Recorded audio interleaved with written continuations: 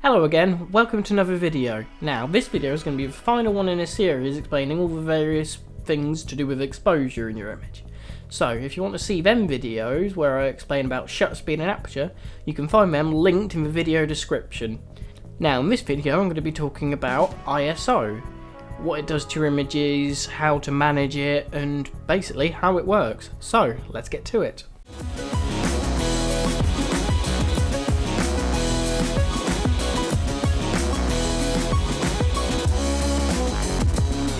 Now, a lot like aperture and shutter speed, ISO will obviously affect the exposure of your image, but unlike aperture and shutter speed, it will actually affect your images in different ways depending on if you're shooting a digital camera or if you're shooting with a film camera. Now, when it comes to both digital and film, the ISO value denotes how sensitive the sensor or film will be to light, but obviously film works in a different way, which I'll get to in a minute.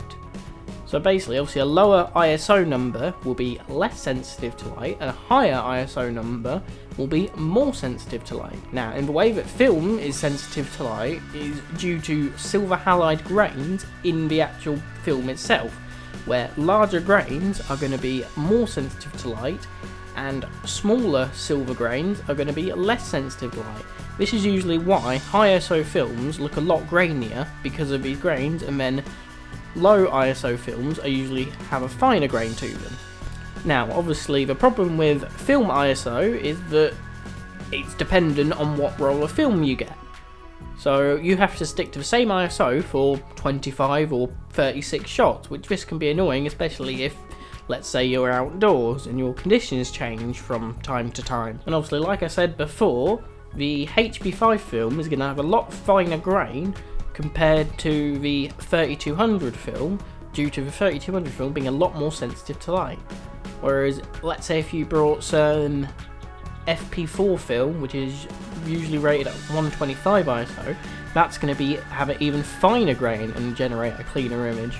Now, this brings us on to digital ISO and how it works. It works in a similar way in that it determines how sensitive the sensor is to light, but rather than using chemistry to set how sensitive light, it uses digital amplification to set how sensitive it is to light. Now, most cameras have a native ISO, which is usually about ISO 100, and this is where there is no digital amplification applied to the sensor to increase the ISO. This is why usually, if you want the cleanest images possible, you should use the lowest ISO possible, which on most cameras is ISO 100. Now, to get these higher ISOs, you have to use digital amplification, basically turning, let's say you've got like a guitar amp, and you turn up the gain in that to get the distortion, you turn the volume up. That's essentially what the sensor is doing. It's pretty much amplifying what the lens is obviously and sensor is taking in, and basically amplifying it to get a brighter image. Now, the downside to this, that this introduces a lot of noise or grain. Now, whereas film grain, actually, a lot of people like how it looks. It's very uniform.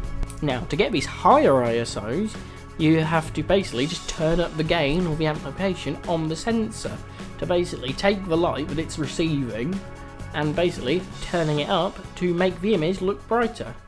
Now, this is fine, but this is where you'll get noise introduced. And obviously noise, in most cases, doesn't look great in an image because it's kind of made up of like red, green and blue, so it ruins the colours of the image, it doesn't make it look as good, and it actually reduces your dynamic range. Now, to show you how ISO does affect your images, I'm going to take the same two images, the same exposure, so they look identical, but one image was shot at ISO 100, but the image was shot at 6400 ISO. As you can see, the shot taken at ISO 100 looks very clean and you can make out a lot of the details, decent detail in the shadows, and well, in general the image looks clean. But now if you look at the image at ISO 6400, as you can see there is a lot of noise. This is very undesirable, obviously it makes the image look worn out, and remember I have processed these images exactly the same. As you can see, the colours in the higher ISO image look a lot worse, they look a lot more dingy, it's probably the best way to put it, and in general it isn't a very good image. I wouldn't consider putting out an image like that onto my photography page.